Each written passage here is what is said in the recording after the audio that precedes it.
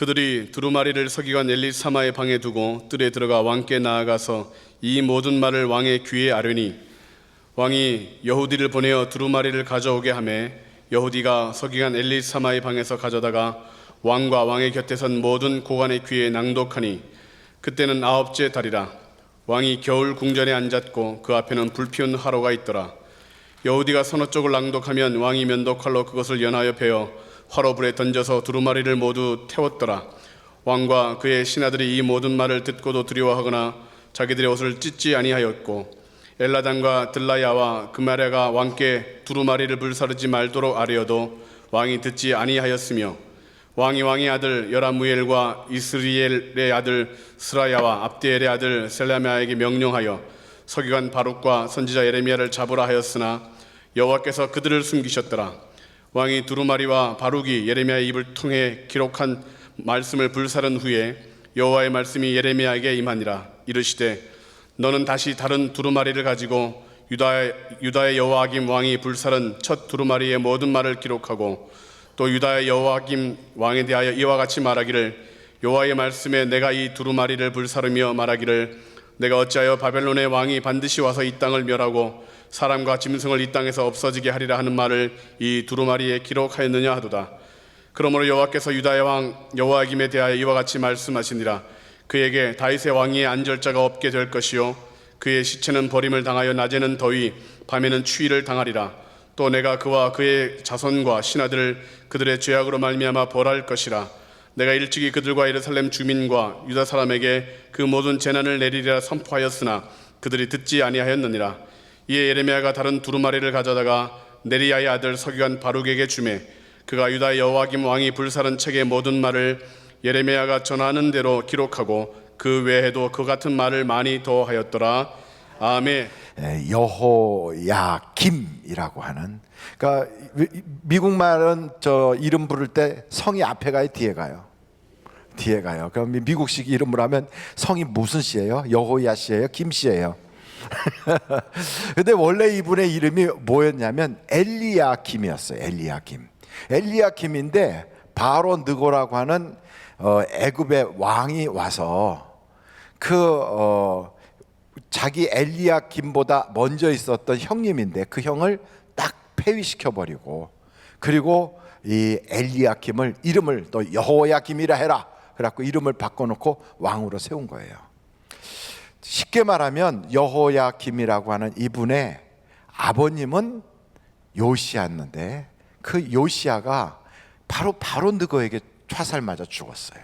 그러니까 자기 아버지를 죽인 원수, 그리고 자기 형을 잡아간 그 원수가 자기를 꼭두각시 왕으로 앉힌 겁니다. 그러니까 이 여호야김, 원래는 엘리야김이라고 하는 이 사람은 마음속에 그냥 상처와 그리고 미움과 원통함이 꽉 차 있는 그런 상태예요. 한번 여러분 생각해 보세요. 와서 여러분의 집안을 쑥대밭으로 만들고 아버지를 죽인 왼수가 형님 잡아가고, 그리고 자기한테 너 이제 집 잘 지켜, 내가 앞으로 잘 볼 거야. 그러면 그렇게 말하는 그 왼수를 보고 알았습니다 이렇게 해야 되는데 그 말이 쉽게 나오냐고요. 더군다나 가면서 너 그 대신 벌금 물어. 아니, 죽인 살인자가 글쎄 죽음을 당하고 피해를 입은 사람 보고 벌금을 내라고 그래서 그 벌금까지 뜯어가는 거예요. 얼마나 약소국가의 아픔입니까? 너무너무 통탄할 일이잖아요. 이런 괴로움 속에 빠져있는 엘리야김, 여호야김이라고 하는 바로 이 왕이 나라를 다스리는데, 그때 하나님이 예레미야한테 말씀을 주신 거예요. 예레미야야, 들어라. 하나님의 말씀이 임한다는 건 소망이 있다는 거예요, 없다는 거예요? 소망이 있다는 거예요. 그러니까 말씀이 딱 오면 이게 기회거든요. 그러니까 이 말씀을 딱 받아서 그대로 하면 사는 것이고, 이 말씀을 버리면 하나님한테 버림받는 거예요. 그러니까 하나님의 말씀이 우리에게 주어진다는 건 이거는 기회가 된 거예요. 살려주겠다는 거거든. 근데 예레미야를 통하여 하나님이 말씀을 주신 거예요. 그래갖고 이 말씀을 바룩 보고 적으라 그래서 바룩이 막 쓴 거예요. 바룩은 글을 아마 잘 쓰나 봐요. 예레미야는 하나님의 말씀을 받아갖고 막 불러주면 바룩이 막 써가지고 그것을 가지고 이제 전달하니까 이거 어디서 얻었느냐? 예레미야가 하나님한테 말씀을 받아가지고 나에게 준 것입니다. 그랬더니 말씀 내용을 보니까 이게 어마어마하거든, 살벌하거든. 그러니까 예레미야하고 바룩 보고 너 빨리 숨어라. 그리고 어디 숨었는지 아무에게도 말하지 마라. 그래서 그 기록된 거를 가지고 여호야김 왕한테 간 거예요. 근데 여호야김이 그때가 언제냐면 겨울철이거든. 난로 불이 앞에 이렇게 뜨겁게 불타오르는데 거기 쭈그리고 이렇게 앉아 있는 거예요. 그러면서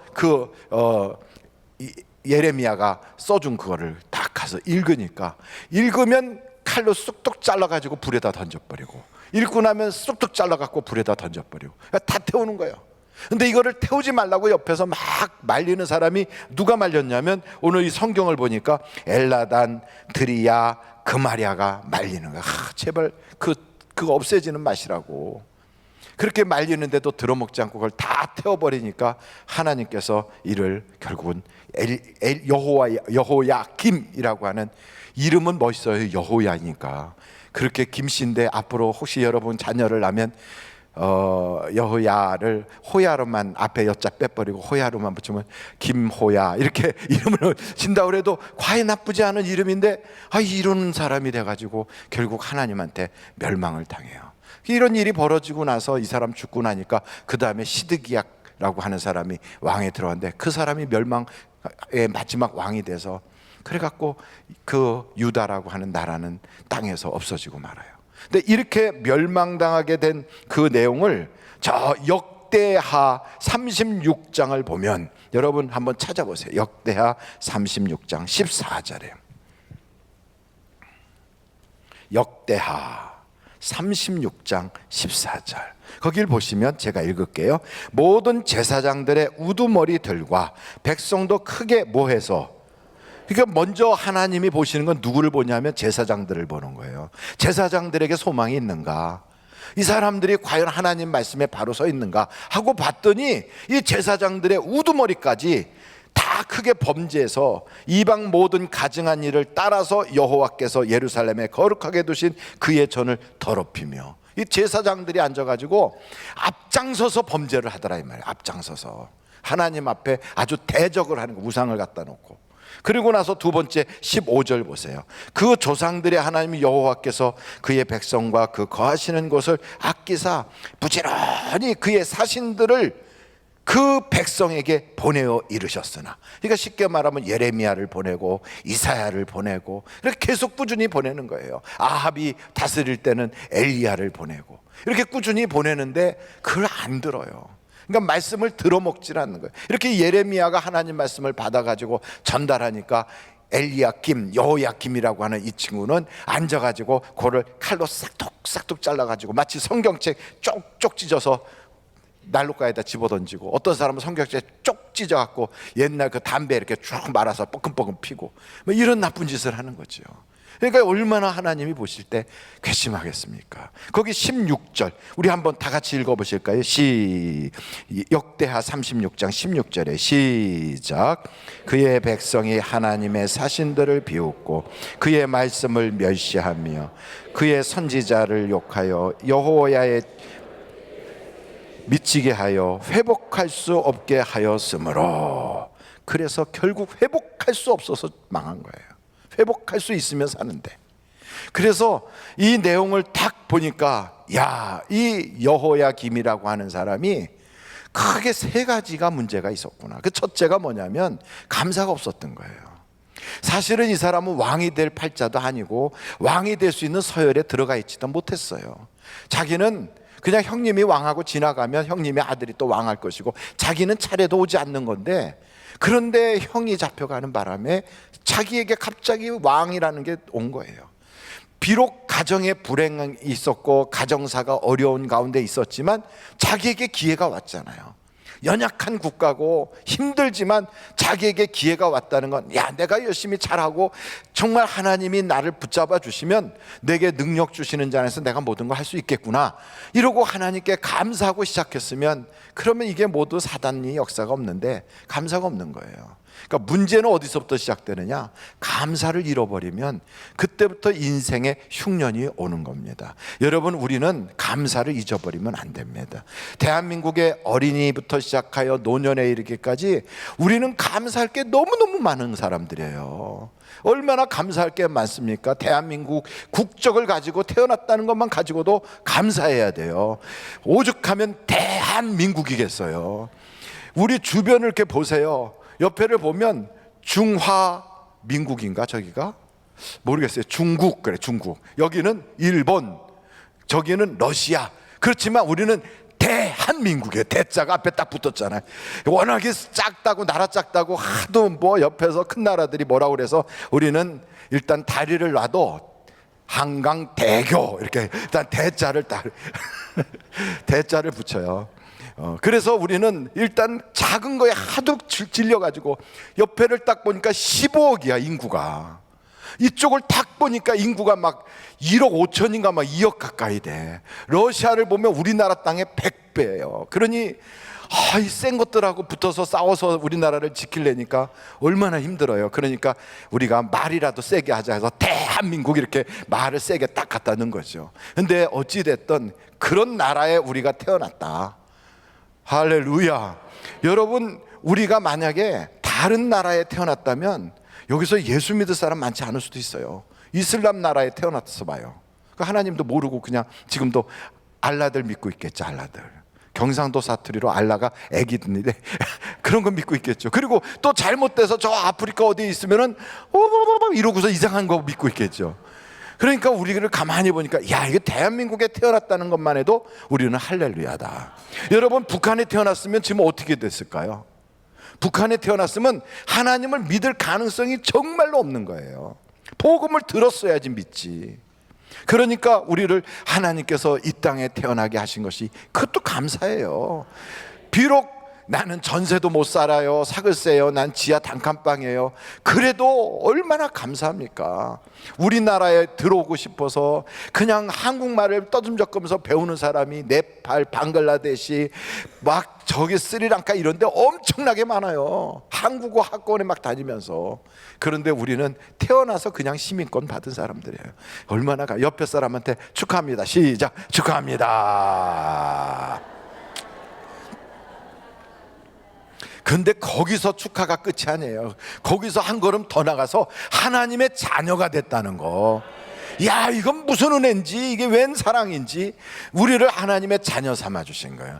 내가 지금 사는 곳 주님의 크신 은혜라. 주를 믿게 된 것은 더욱 크신 은혜라. 그만하죠 뭐.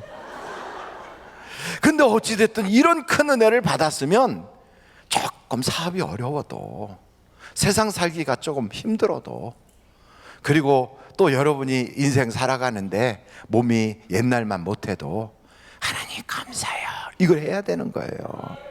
우리는 감사를 잃어버리면 안 돼요. 우리나라가 어떤 나라입니까? 5,000년 동안 우리는 하나님과 관계없이 살았던 나라예요. 그런 나라에 대한민국에 선교사 들어왔을 때 우리는 어떻게 했어요? 선교사 저 양기자라고 서양 귀신이다 이거예요. 양기자가 다른 게 아니에요. 서양 귀신이 붙은 사람, 양기자예요. 머리 노랗고 눈 시퍼렇게 생겨갖고 서양 귀신이다. 그래갖고 돌멩이 던지고 막 잘하면 찔러 죽이고, 그래갖고 토마스 선교사 우리나라에 들어오자마자 대동강에서 칼 맞아 죽었잖아요. 이런 나라인데, 이런 나라에 글쎄 하나님이 선교사들 보내서 예수 믿게 하시고, 그리고 교회가 멀면은 잘 안 갈까봐 동네마다 교회 만들어 주시고 그래도 혹시나 절망하고 낙심해서 하나님 계신가 안 계신가 그런 생각할까봐 여러분 창문만 열고 밖에를 한 바퀴만 돌아보면요 십자가가 최소한 40개는 보여요. 이렇게 40개. 얼마나 감사합니까? 십자가도 다양하게 파란 십자가, 빨간 십자가, 삥삥 돌아가는 십자가, 네온사인처럼 반짝반짝하는 십자가, 이런 십자가가 있는 그런 나라에 살게 하신 것, 여러분 우리는 자고 나도 감사하고 자다 말고도 감사하고 눈만 뜨면 감사하고 화장실 가다가도 감사하고 그냥 감사해야 돼요. 우리 한번 절 따라서 하나님 감사합니다. 우리 하나님께 영광 박수 올려드리겠어요. 감사합니다. 이렇게 감사가 넘쳐야 돼요. 여호야김의 이름도. 그런데 감사를 못해. 마음이 딱딱하게 굳어져 가지고 하나님의 말씀을 전했더니 그걸 쪽쪽 찢어 가지고 글쎄 불에다 집어 던져 버려요.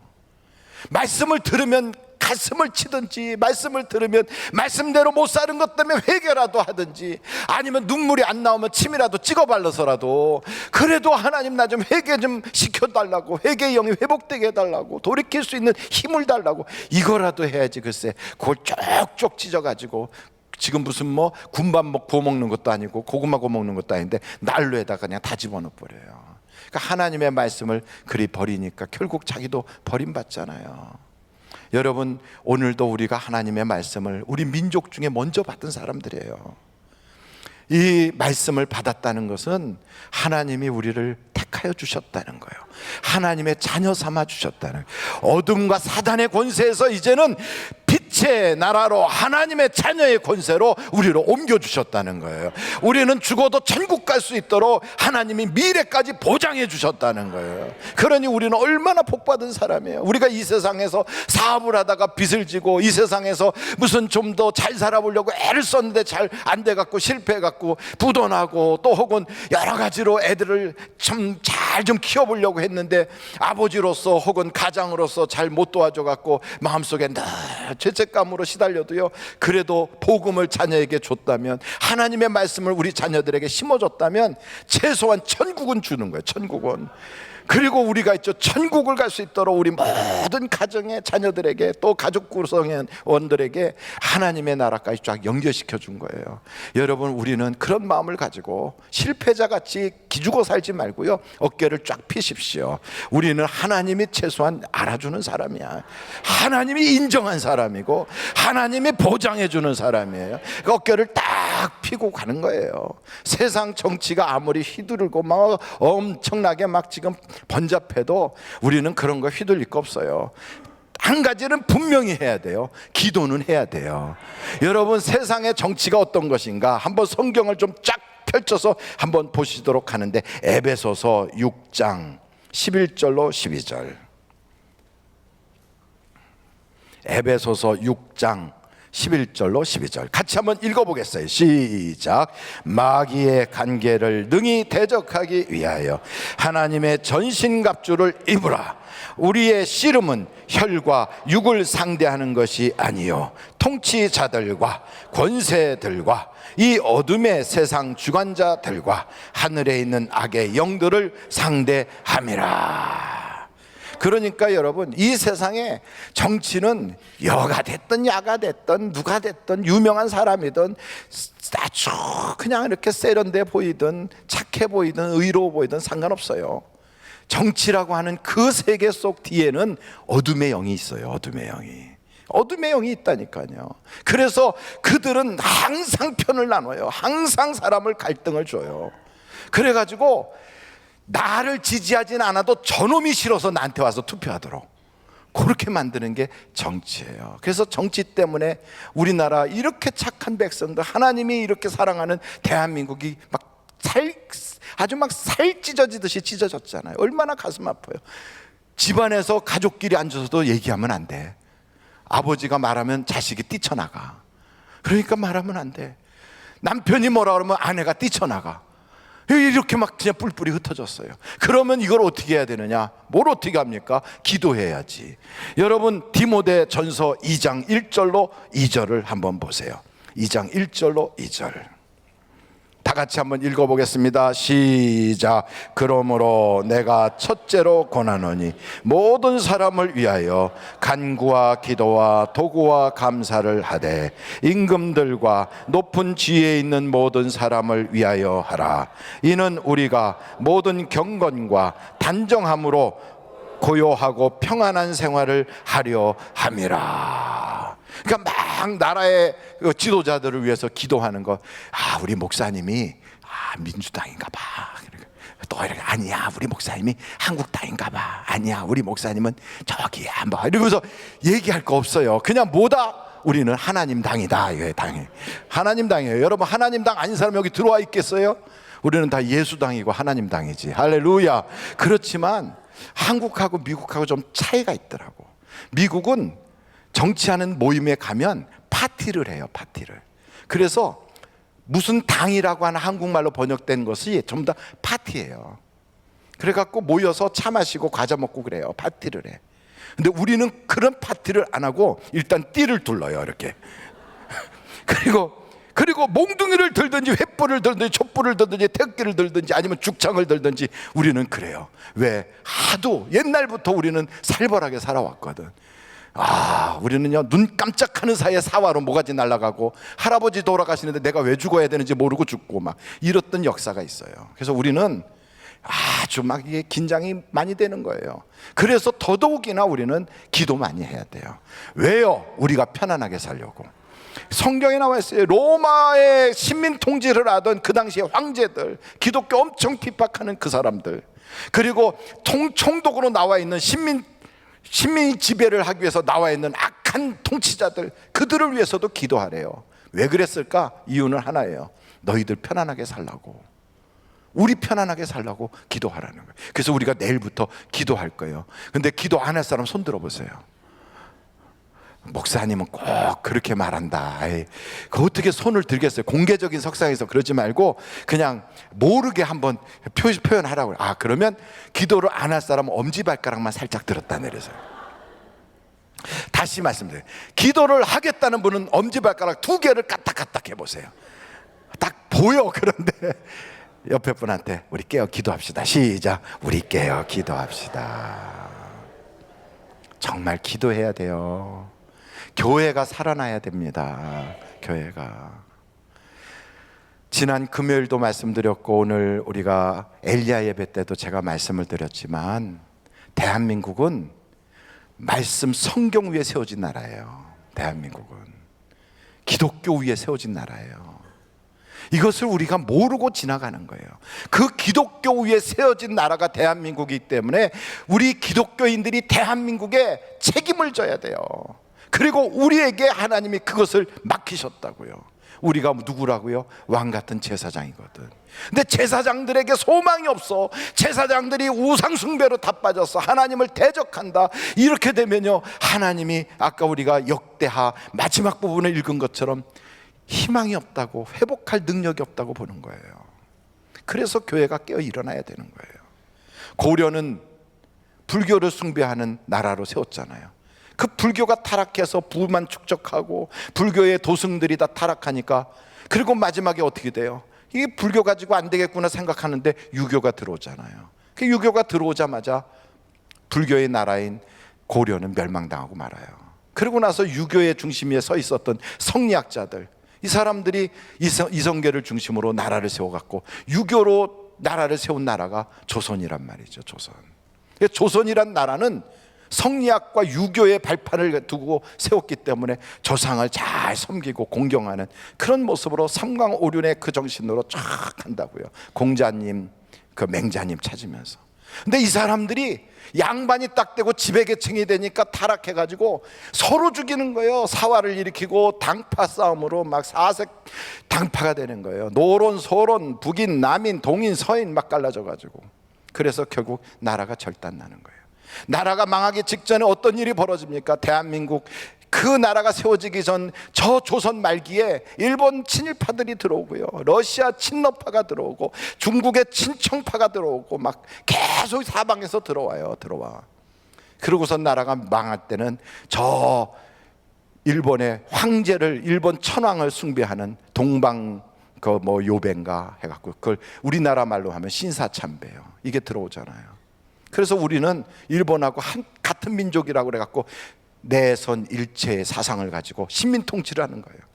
그런 그 식민 통치를 하면서 저기다가 그냥 그 뭡니까 그냥 동쪽 바라보고 그게 동쪽이 어디냐면 저 도쿄인가 뭐 교토인가 어디에 있는 그 천황 산다는 거기다 대고 일왕한테 이렇게 절하는 거거든. 신사참배요. 그거를 일본이 지금도 신사에다가 공물 내고 일본 그 장관들이나 내각 총리나 그 일본의 의원들은 다 신사에 가갖고 뭘 하잖아요. 그게 신사거든 그게. 그래서 그들의 신사가 그들은 일본이라고 하는 나라의 우상을 딱 자리 잡고 있는 거예요. 근데 하나님 앞에 우리가 기도하면서 선교사들이 전해준 복음을 딱 들었더니 대한민국의 독립운동가들이 수없이 많이 일어났지만 우리의 힘으로가 아니라 전적인 하나님의 권세와 힘으로 이 땅을 독립시켜 주셨다 이 말이에요. 할렐루야. 저 일본 히로시마와 나가사키에다 그냥 핵무기 뻥뻥 터뜨려가지고 아이고 그냥 속 시원하게 대한민국이 독립을 했어요. 그런데 이 대한민국은 어떻게 세워진 나라인가? 하나님이 주셔서 세웠어요. 그래서 이승만, 김구, 조만식, 이상재, 안창호 이런 아주 기라성 같은 분들이 다 크리스찬이잖아요. 대한민국 그 당시에 크리스찬 인구가 2%, 2.5%밖에 안 되는데 애국지사들은 전부 다 거의 다 크리스찬이에요. 다 유관순 막 다 크리스찬이에요. 그래서 그분들이 대한민국을 세울 때 어떻게 세웠다고 그랬어요? 제가 아침에 여러분들한테 읽어드렸잖아요. 근데 제가 다시 한번 반복한다면 1948년 5월 31일 제헌국회 속기록 제1호 제1의 1호 그래갖고 딱 발표를 하는 거예요. 여러분 이게 대한민국 국회의사당 안에 가면 도서관인데 도서관에 이게 있단 말이죠. 대한민국을 헌법을 만들기 위해서 시작한 의회가 제헌국회예요. 거기서 헌법을 만들어요. 그 헌법에 따라서 국회의원을 또 뽑아. 그리고 대통령을 세워. 그래서 정부 수립을 하거든요. 그때 이 대한민국을 어떻게 세울 것인가? 저 고려는 불교 위에다 세웠고 조선은 유교 위에다 세웠는데 대한민국은 어디다 세울 것인가? 어디다 세울 것인가? 그때 그분들이 정한 게 있어요. 하나님 말씀 위에 세우자는 거예요. 그래서 헌법 정신이 기독교 정신이에요. 그럼 뭐라고 그랬는가? 그날 개원식을 이렇게 하면서 대한민국 제헌국회는 1948년 5월 31일 임시의장이 이승만 박사의 개회사로 시작되었습니다.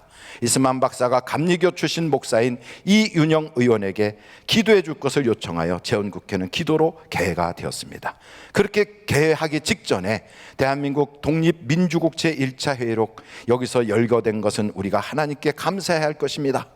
종교 사상 무엇을 가지고도 있든지 누구나 오늘을 당해 사람의 힘만으로 된 것이라고 우리는 자랑할 수 없을 것입니다. 그러므로 하나님에게 기도드리지 않을 수 없습니다. 동의하십니까? 이렇게 물은 거예요. 이게 회의예요 지금. 그랬더니 만장일치로 동의와 제청이 나왔어요. 거기는 종교가 다 달라요. 무교도 있어요. 그런데 하나님이 우리에게 이런 은혜를 주셨으니 하나님께 기도하고 시작하는데 동의하십니까? 그랬더니 예. 반대 있습니까? 없습니다. 제청하십니까? 네. 그러면 이윤영 의원 나오셔서 하나님께 간단히 기도해 주십시오. 이렇게 시작한 나라가 대한민국이에요. 대한민국은 그래서 기독교 정신으로 시작했다고요. 그러니까 대한민국이 잘못되면 교회가 책임져야 돼요. 교회가 잘하면 대한민국이 잘 되는 거예요. 뭐라고 기도하셨는가? 이 우주와 만물을 창조하시고 인간의 역사를 섭리하시는 하나님 아버지시여, 이 민족을 돌아보시고 이 땅에 축복하셔서 감사에 넘치는 오늘이 있게 하심을 주님께 저희들은 성심으로 감사하나이다.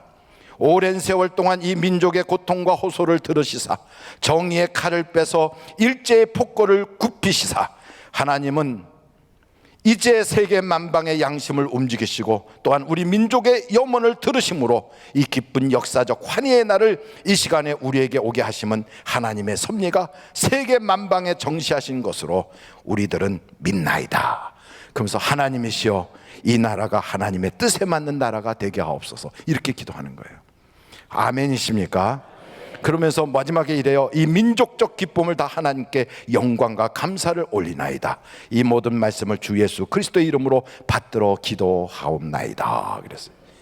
이야, 우리가 누군가는 알아야 될 거 아니에요. 우리가 대한민국은 교회가 책임을 져야 돼요. 그래서 여러분, 교회가 말씀으로 막 풍성해지고 성령 막 충만해질 때는 대한민국의 경제도 같이 성장해요. 그런데 대한민국의 교회들이 타락하고 분열하고 목회자들이 썩고 부패하고 문제를 일으키고 돈이 우상이 되고 이러니까 IMF가 터지고 대한민국이 휘청휘청하기 시작하는 거예요. 지금 대한민국의 정치가 문제가 아니에요. 일본과의 싸움이 문제가 아니에요. 우리나라 내부의 분열이 문제가 아니에요. 가장 큰 문제는 교회가 바로 서지 못한 게 문제예요. 바로 서지 못한 게. 그래서 하나님, 한국 교회가 회개하게 하여 주옵소서. 가장 먼저 목사들이 회개하게 하시고 장로들이 회개하게 하시고 교회 권사, 집사, 성도들이 눈물을 흘려가며 회개하여 하나님께로 다 돌아오게 하여 주옵소서. 우리가 회개하고 하나님께로 돌아가면 한 사람만이라도 소망이 있어 보이면 하나님이 예루살렘을 구해 주신대요. 교회들마다 하나님께로 바로 돌아가면 대한민국에 소망이 있다고 생각해서 하나님이 도와주신다 이 말이에요. 그런 대한민국은 유신론에 의해서 하나님이 우리나라의 건국자라는 그런 신념을 가지고 시작한 나라이기 때문에 무신론, 유물사관이 들어오면 이 땅은 망하는 거예요. 이 나라는요. 북한은요 어떻게 시작했습니까? 북한은 공산주의 이념을 가지고 시작했어요. 그리고 주체사상을 가지고 시작하고 백두혈통이라고 하는 수령론에 의해서 시작이 됐어요. 그러니까 그 나라는 하나님이 계시다는 것을 알고 하나님을 믿는 복음이 들어가면 무너지게 돼 있어요. 그러니까 쌀을 준다고 통일되는 게 아니에요. 돈 갖다 준다고 통일되는 게 아니에요. 대한민국의 체제로 통일이 되려면 복음이 올라가면 통일이 돼요. 근데 북한은 그걸 아니까 하여간 예수를 믿으라고 하는 사람이 있으면 다 죽이는 거예요. 복음이 못 들어오게 아주 꽁꽁 틀어막는 거예요. 중국까지 도망갔다가 압록강 건너서 도망갔던 사람이 돌아와도 그냥 가서 강제 노역을 시키고 별거 다 하지만 선교사를 만났다 그러면 죽여버려요. 그건 죽이는 거예요. 이만큼 기독교를 틀어막아요. 왜? 자기들의 상극인 적이 누군가를 아니까 그래요. 북한에 가서 호텔방에다가 선교사 어떤 사람이 성경책을 놓고 나왔어요. 그런데 그것이 잡혔어요. 호텔방에다 성경책 놓고 나왔는데 내 성경책을 왜? 북한법의 위반이다 이거예요. 그래서 강제 노동형을 받아. 이게 지금 북한이에요. 철저하게 틀어막아요. 근데 대한민국은 우리가 주체라는 걸 몰라요. 교회가 중심이 된 문화다 이 말이에요. 그래서 어떻게든지 교회를 무너뜨리려고 어둠의 영들이 막 공격하는 거예요, 교회를. 그런데 교회가 빌미를 준 거예요. 공격할 빌미를. 어떻게 해야 됩니까? 교회가 빨리 거듭나야 돼요. 교회가 빨리 소금의 맛을 회복해야 돼요. 정제된 소금이 돼야 맛이 나거든요. 썩은 소금은 안 되고, 썩은 소금은 밟히는데 정제된 소금이 돼야 세상에 맛을 주거든. 빛을 발하는데 그 빛을 반사하는 반사경이 누룩끼리 해갖고 시커매면 빛이 나가질 않아요. 등대가 불이 환하게 비춰도요 그 유리창이 전부 다 깜깜하게 그냥 전부 다 더러워졌으면 빛이 발할 수가 없어요. 그걸 다 닦아내야만 빛이 빛의 역할을 할 수가 있어요. 그래서 대한민국을 살리는 길은 교회가 하나님께로 돌아가야 돼요. 오늘 이 성경에도 보면 여호야김이라고 하는 이 사람이 이 짓을 하는 바람에 저 유다가 망하는 거예요. 먼저 말씀을 받았는데 그 말씀을 받은 것을 그냥 쪽쪽 잘라서 자기 혼자 먹어버렸어. 다 태워 먹어버렸어요. 우리가 먼저 이 복음을 알고 있다고요. 대한민국의 누가 주인인가를 알았어요. 대한민국의 주인은 하나님이시라고요. 대한민국의 주체는 누구냐? 하나님이시라고요. 이걸 믿는 우리들이 그 책임을 다해야 된다 이 말이에요. 우리는 개인적인 복이나 받겠다고 나와 있는 사람들이 아니라 대한민국을 살리는 사람들이 크리스찬이라고요. 스카이 대학 출신만 대한민국을 회복시키거나 재벌들이 대한민국의 책임자가 아니라 이 땅의 책임은 교회에 있다고요. 교회에. 그래서 교회가 정신 바짝 차리고 기도해야 돼요. 기도해야 돼요. 하나님께로 돌아가서 하나님의 마음이 뜨거워지시면 여러분 하나님께서 이 땅에 다시 회복의 역사가 있게 하시고 전 세계 열강들과 어깨를 나란히 하게 하시고 하나님의 기적이 나타나는 그러한 거룩한 나라로 세움받게 되는 거예요. 여러분 그런 나라인 걸 우리가 아십니까? 그래서 동해물과 백두산이 마르고 닳도록 하나님이 보호하사 우리나라 만세예요. 하나님이 보호해 주셔야 돼요. 우리는 그런 나라인 것을 여러분이 꼭 기억하시고, 애국운동했던 사람들, 저 그냥 막 봉오동 전투를 했던 그 사람들, 그리고 저 하여간 우리가 알고 있는 위대한 우리 애국지사들 다 보면요, 가슴속에서 하나님이 보호하사 우리나라 만세, 이 노래를 불러가면서 전쟁에 나가고 그리고 일본과 싸우고 그랬어요. 오늘 우리는 우리나라의 회복을 위해서 기도해야 돼요. 하나님, 대한민국을 회복시켜 주옵소서. 이 땅의 분열이 사라지게 하옵시고, 비리와 어둠의 영이 떠나가게 하시고, 교회가 제정신 차리게 하여 주시고, 그리고 교회의 지도자들이 먼저 회개하고 돌아오게 하여 주시고, 교회가 무슨 돈이나 세상의 어떤 가치 기준 가지고 다 성도들을 편을 나누고 찢기고 막 그냥 그룹 짓고 했던 모든 것들이 다 무너져 버리고, 하나님 앞에서 우리는 다 같이 거룩한 제사장으로 거듭나게 하여 주옵소서. 이런 마음을 가지고 내일부터 기도해야 돼요. 여러분, 우리가 기도하면 우리나라가 살아요. 한번 철따라 해보세요. 조국이여, 안심하라. 아, 조국이 누구라고? 그 사람 아니에요? 우리 대한민국이에요. 다시 한번, 대한민국이여, 안심하라. 우리가 기도한다. 저 뒤에는 안 하셔서 다시 할래요. 아니, 왜 우리 앞에만 해? 저 뒤에까지 다 같이 해야 돼. 대한민국이여, 두 손을 딱 들고, 대한민국이여, 안심하라. 우리가 기도한다. 여러분, 우리가 깨어 기도해서 한국을 살립시다. 기도하시겠습니다.